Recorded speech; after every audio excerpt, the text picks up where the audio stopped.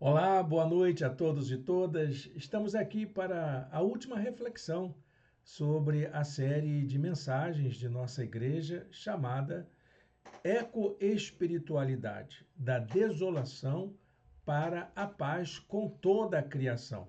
Essa série que é baseada na reflexão deste mês de setembro do movimento Laudato Si, chamado Tempo da Criação. Todos os anos, nossa igreja participa de alguma forma desse esforço de meditação, de conscientização, que é de esclarecer para todos nós, como cristãos e cristãs, da nossa responsabilidade como cristãos no mundo.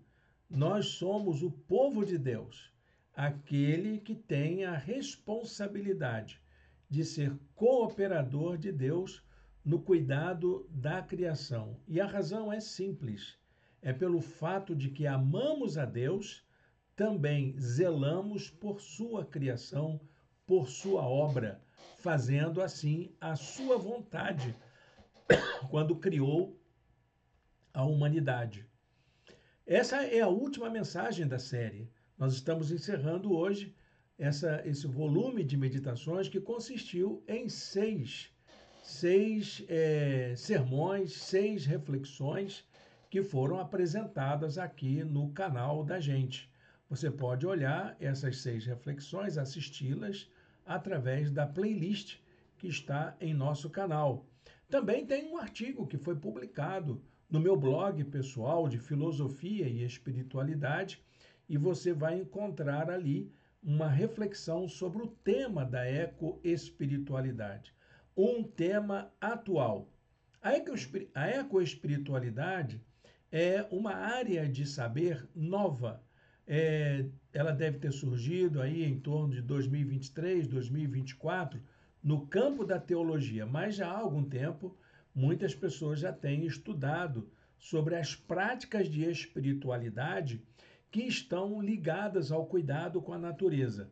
Começou fora do evangelho, fora do cristianismo, fora da teologia, mas nesses últimos 2 anos nós encontramos um número maior de pensadores, de cristãos, de pastores, de teólogos e teólogas que estão tratando do tema da ecoespiritualidade. Isso chamou muito a minha atenção e essa série de estudos que nós estamos fazendo, eu vou procurar aproveitar de alguma forma para disponibilizá-la para outros estudos, para aqueles que quiserem acompanhar uma produção teológica que faça sentido.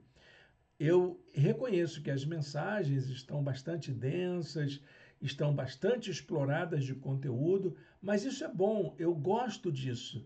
Eu gosto de oferecer esse tipo de pesquisa, de investigação que leva a gente a pensar. E se você gosta, acompanhe a gente, siga-nos nas redes sociais, curta a transmissão, vai ser importante para o nosso trabalho. Então, nós vamos começar agora a compartilhar essa sexta e última mensagem desta série. Eu vou colocar aqui a apresentação, como nós sempre fazemos em nossa igreja. Nós sempre temos um material de apoio, temos um material escrito, e vou colocar aqui agora a nossa apresentação para que você tenha acesso ao texto bíblico. Então está aí a apresentação, ecoespiritualidade, da desolação à paz com toda a criação. Esse tema ele é bastante desafiador, porque fala muito da nossa responsabilidade acerca do mundo que queremos deixar para as futuras gerações. Na mensagem de hoje, nós vamos refletir sobre a questão da nossa cooperação como cuidadores da criação. O tema é, então, cooperar com a criação. Toda a mensagem está baseada no texto de Isaías, capítulo 32. Então, nós vamos encerrar hoje a leitura deste capítulo lendo o último versículo, que é o versículo de número 20. Então, Isaías 32, 20 diz assim: Como vocês serão felizes semeando perto das águas e deixando soltos os bois e os jumentos. Que palavra promissora, não é? A gente pode ser feliz num mundo como esse? Pode sim, claro. É a profecia que está dizendo para a gente que é possível a gente ser feliz num mundo desolado como o nosso. Há esperança para esse mundo desolado.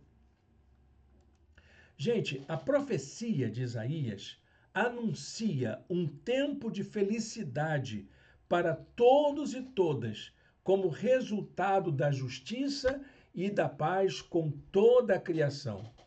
Para o profeta Isaías, pessoas felizes são pessoas que observaram uma certa prudência e se tornaram bem-sucedidas naquilo que fazem no cuidado com a natureza. A felicidade, então, está relacionada à harmonia da pessoa com a criação. Para se alcançar a vida feliz, é preciso respeitar a natureza, plantar em solos bem irrigados e respeitar a vida animal.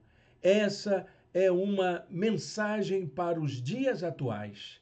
Renova a esperança da gente, nos encoraja para que possamos cultivar a terra mais uma vez de forma respeitosa, cuidar da biodiversidade da vida de forma atenciosa. É possível ter esperança em um futuro melhor. É possível sermos felizes neste mundo desolado. É interessante que a tradução da Vulgata Latina, ela traduziu a palavra hebraica Esher, que é o que começa esse versículo, pela palavra beati, em latim, que tanto pode significar um abençoado, como pode também se referir ao bem-aventurado das bem-aventuranças de Jesus. Essa palavra em hebraico para felicidade é a mesma que você vai encontrar lá no Salmo 1, versículo de número 1. Essa palavra que fala do estado de plenitude, de contentamento da pessoa por estar no lugar certo, fazendo a coisa certa. O Salmo 1, verso de número 1, diz assim: Como é feliz aquele que não segue o conselho dos ímpios, não imita a conduta dos pecadores, nem se assenta na roda dos zombadores. Esse é feliz. Como é feliz essa pessoa? A palavra Esher, acompanhada dessa ação exclamativa, quer dizer exatamente isso. Como é feliz uma pessoa que cuida da natureza. Porém, a gente encontra um problema para colocar em prática essa interpretação. Nós vivemos num tempo em que a mentalidade econômica predominante no mundo faz com que a humanidade acabe consumindo muito mais recursos naturais do que o próprio planeta é capaz de produzir. Olha, gente, isso é um dos problemas, essa é a principal causa do atual desajuste ambiental que nós encontramos no mundo atual. É por essa razão que nós podemos afirmar nesta mensagem, e eu quero deixar bem claro aqui, que a humanidade inteira, a gente inclusive, temos uma dívida com a criação. Uma das formas de constatarmos essa dívida da humanidade com a criação é um cálculo que tem sido feito ao longo dos anos acerca da capacidade de renovação da natureza.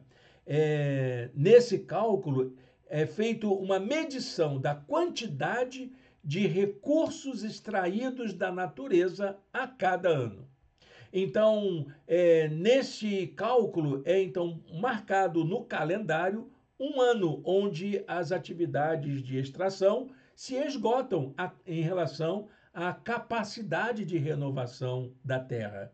a cada ano. Então, é marcado o dia da sobrecarga da Terra. É exatamente esse nome, o dia da sobrecarga da Terra, que corresponde ao momento em que a humanidade esgota a quantidade de recursos naturais que a Terra foi capaz de produzir naquele ano.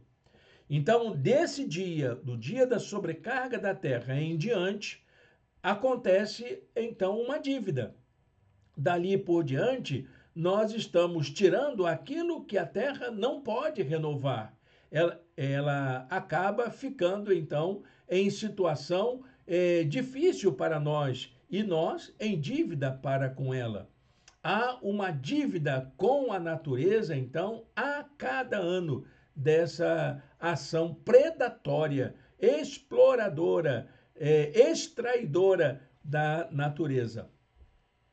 E nessa pesquisa, a gente acaba constatando que a cada ano seriam necessários, atualmente, quase 2 planetas Terra para atender à demanda de consumo da humanidade.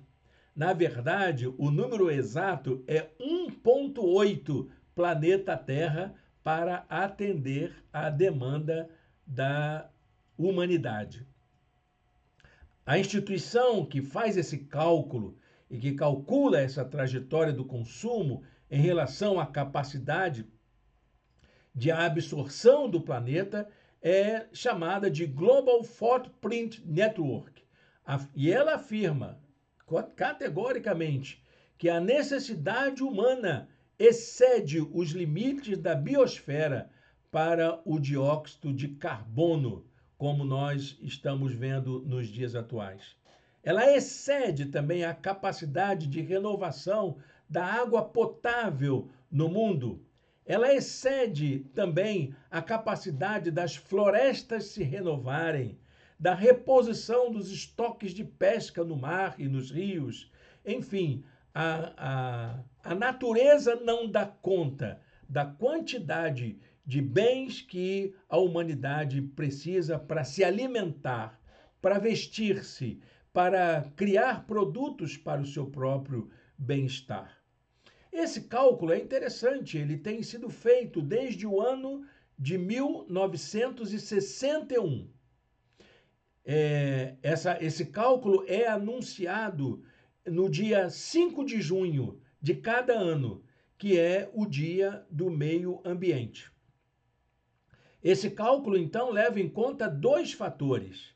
Primeiro, a demanda dos recursos da humanidade, que eles chamam de pegada ecológica. E, em segundo lugar, eles também calculam a capacidade da Terra em gerar esses recursos, que é chamada de biocapacidade. Essa relação entre pegada ecológica e biocapacidade é multiplicada pelos dias do ano. E aí o resultado vai dar a data onde esses recursos são esgotados. A primeira vez que o planeta entrou em déficit foi o ano de 1970, quando chegou ao dia 25 de dezembro o esgotamento dos recursos naturais. Mas uma coisa alarmante tem acontecido nos últimos anos. Essa data vem acontecendo cada vez mais cedo, desde o ano de 1970. Em 2023, essa data aconteceu no dia 2 de agosto.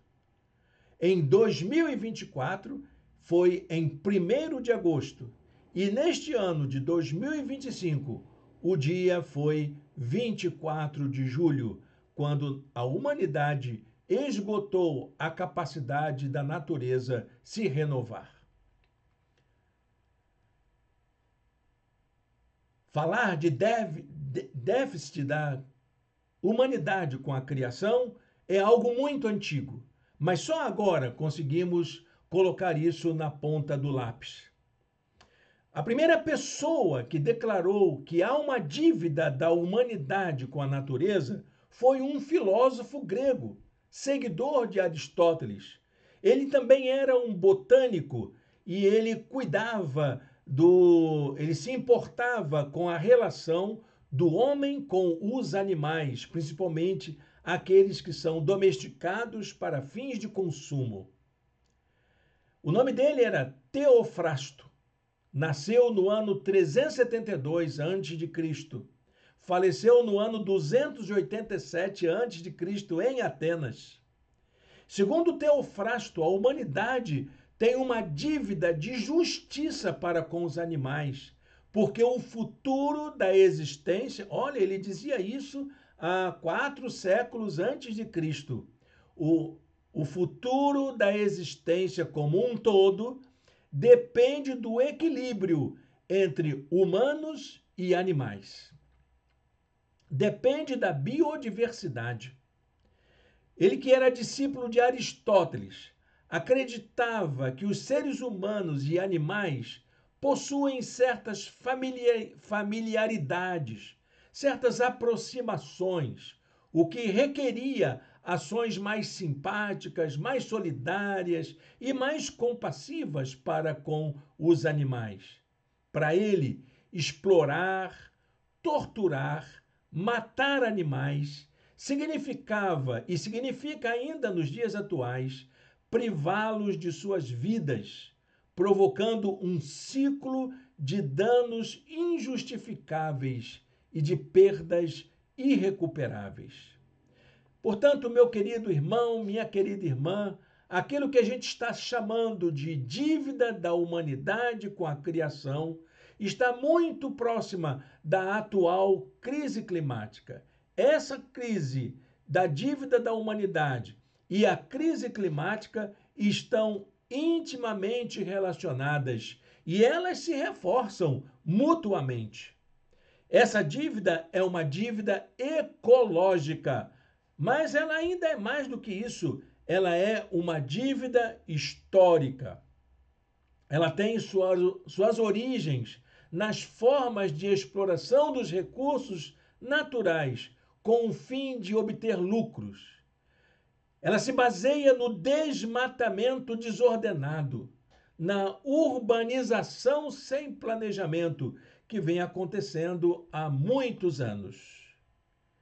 Uma das formas históricas dessa dívida, dessa construção de dívida com a natureza, aconteceu a partir da colonização do sul global, a colonização do continente africano, das ilhas do Pacífico e também da nossa América Latina. Nós que fomos colonizados sabemos bem o quanto de ouro, de mineral, de recursos naturais, de madeira, foi tirado daqui para ser levado para os grandes centros europeus. Então, a colonização do sul global, ela nunca foi reconhecida, ela nunca foi reparada pelas grandes potências do primeiro mundo, e principalmente dos países europeus. E essa dívida provocada pela colonização continua aumentando ainda mais a demanda por exportação de recursos naturais para as grandes indústrias do primeiro mundo e muitas vezes pagas a baixos custos para os países onde são feitas as extrações. Os grandes responsáveis pela destruição da natureza para atender essa demanda de consumo não assumem os custos pela perda da fertilidade dos solos, da biodiversidade, da destruição das comunidades dos povos originários e até mesmo da violência que essas explorações provocam. E o pagamento dessa dívida ecológica tem sido um dos assuntos mais controversos nos encontros multilaterais que discutem soluções para a atual crise climática. Acordos internacionais, como o Protocolo de Quioto de 1997 e o Acordo de Paris de 2015, encontram obstáculos, especialmente das potências econômicas, para sua plena eficácia. A maior dificuldade refere-se ao estabelecimento das metas dos governos em se comprometerem em fixar aquilo que é chamado de NDCs, sigla em inglês para Contribuição Nacional Determinada, que são os planos de ação para que cada país reduza as emissões dos gases do efeito estufa. O que cada país vai fazer para diminuir isso? Envolve custos, envolve gastos, a criação de fundos financeiros para a manutenção das políticas econômicas que vão garantir a obtenção dessas metas. O Acordo de Paris estabeleceu que cada país deveria assumir compromissos para aumentar ações de enfrentamento às mudanças climáticas, para mobilizar financiamento adequado para apoiar essas ações e reduzir drasticamente suas emissões dos gases do efeito estufa. Bom, gente, o que a espiritualidade e a teologia têm a ver com isso? Eu diria que tudo, porque diante do agravamento das condições climáticas no planeta, é preciso que haja uma resposta humana para esse impasse que aponte para um novo horizonte, um horizonte utópico, sem dúvida alguma, mas que para a teologia e para a espiritualidade estão ligadas à sua aproximação com a ecologia. Olha, gente, pela primeira vez na história da humanidade, o ser humano encontra-se em risco de extinção. E a principal causa desse risco é o próprio ser humano.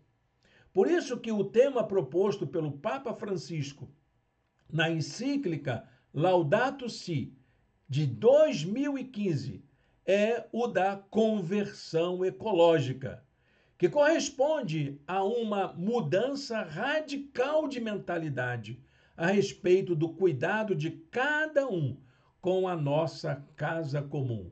O que nós estamos fazendo pelo mundo que queremos? Essa mudança de mentalidade nasce do próprio coração de Deus como o Criador de todas as coisas. O Criador, ele é Criador porque é capaz de trazer vida, de vivificar. E o que nós estamos fazendo com a biodiversidade da vida que há no planeta? A teologia aponta para a primeira criação como esse espaço de vida. E Jesus Cristo, o Jesus de Nazaré, chamou a humanidade para viver uma nova criação.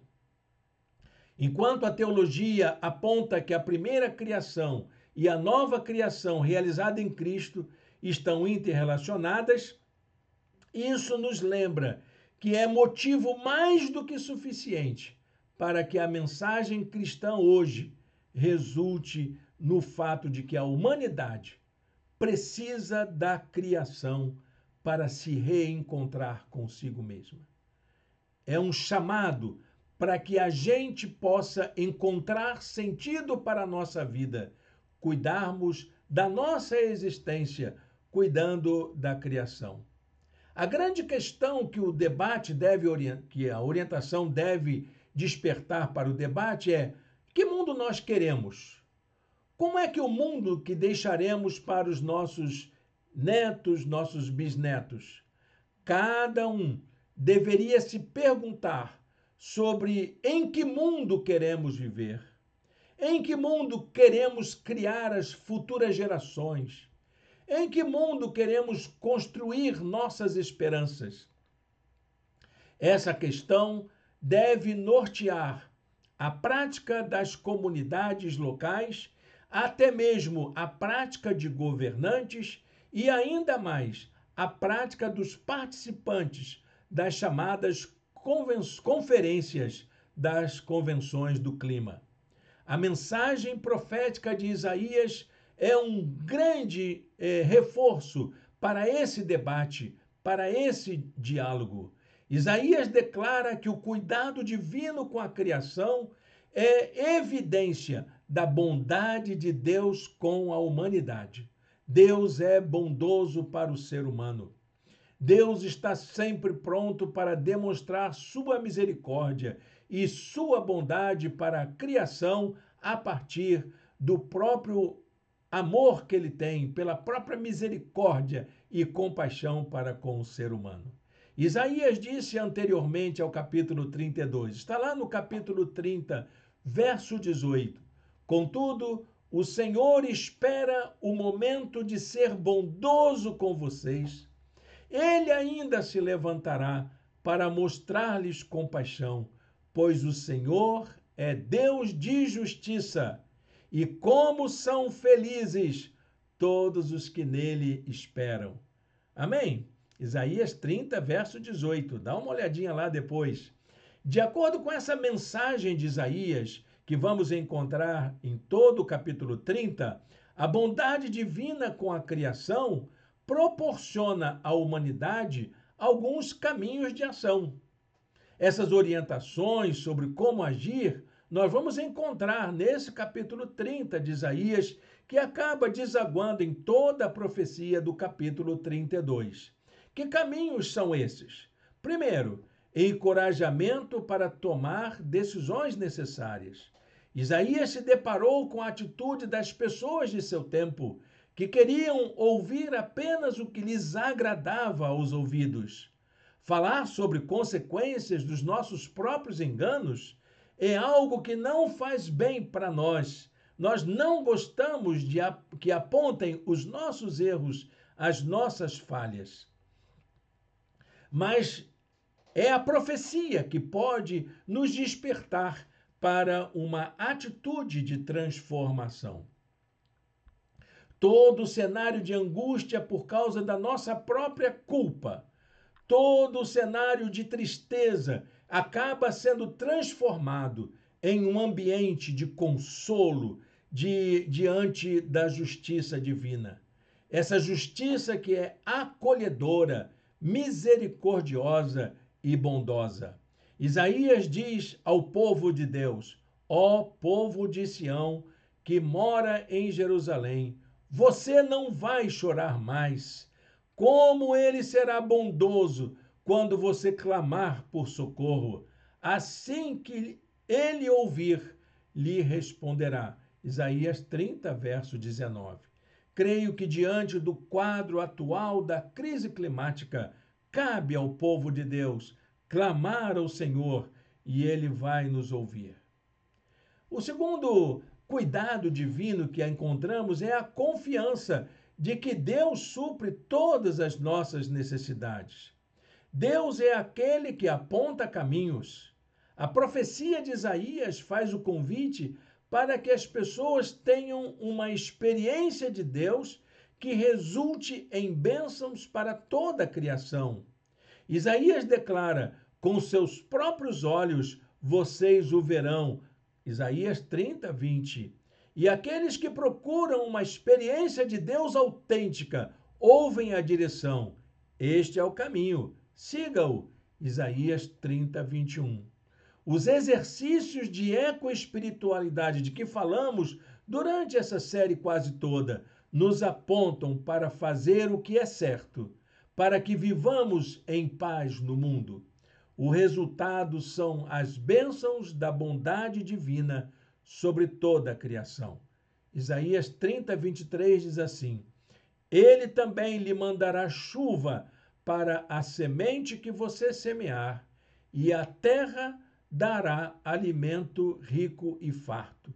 Naquele dia, o seu gado pastará em grandes prados. E em terceiro lugar, nós podemos falar da esperança que podemos ter em um mundo de paz com toda a criação. Nós podemos ter essa esperança. Isaías lembra que a justiça divina não falha e que esse é o melhor caminho para uma vida próspera e feliz. Seguir a justiça divina, fazer atos de justiça conforme Deus gostaria que fossem feitos no mundo e na criação, é o passo mais seguro para uma vida próspera e feliz. Quando Deus age com sua bondade e misericórdia, há alegria. É o que diz Isaías 30, verso 29. E vocês cantarão como em noite de festa sagrada. Seus corações se regozijarão como quando se vai ao som da flauta ao monte do Senhor, a rocha de Israel. Amém? Para a gente concluir essa palavra, a gente tem que fazer a seguinte pergunta: o que esperar de um mundo que decide levar a sério a mensagem profética de que há esperança para a desolação da criação? Que é a resposta de Deus para esse mundo desolado. O que esperar? Que mundo é esse que as pessoas acreditam que há esperança de paz para toda a criação? Há um profundo contraste entre o quadro de desolação atual da criação, que é provocado pela irresponsabilidade humana, e a tal promessa de restauração que nós encontramos na palavra.